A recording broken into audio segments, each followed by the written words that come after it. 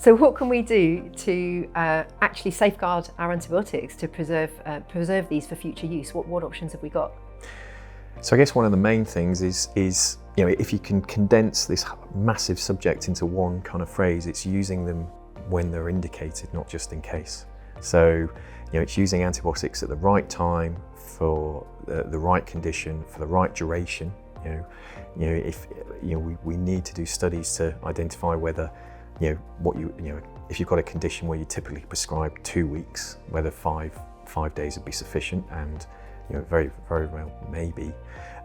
So I mean, essentially, it's trying to use our clinical skills to minimise the requirement of these drugs, but also it's becoming I guess it's one of the important things really is becoming comfortable with a less belts and braces approach, throwing the kitchen sink. If you've got a patient and you're not sure of the diagnosis, we need to ensure that antibiotics are indicated.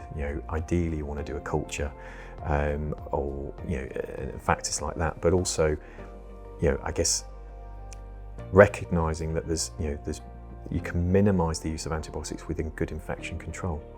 So good surgical sterility, good wound hygiene after the operation. Hand hygiene? Hand hygiene as well. These are all things that we're very familiar with now because of a certain virus. So it's using those, that knowledge, those skills, that resource, that insight to recognise that antibiotics aren't always needed. And by reducing the amount we use, we will reduce the selection pressure on bacteria to develop resistance.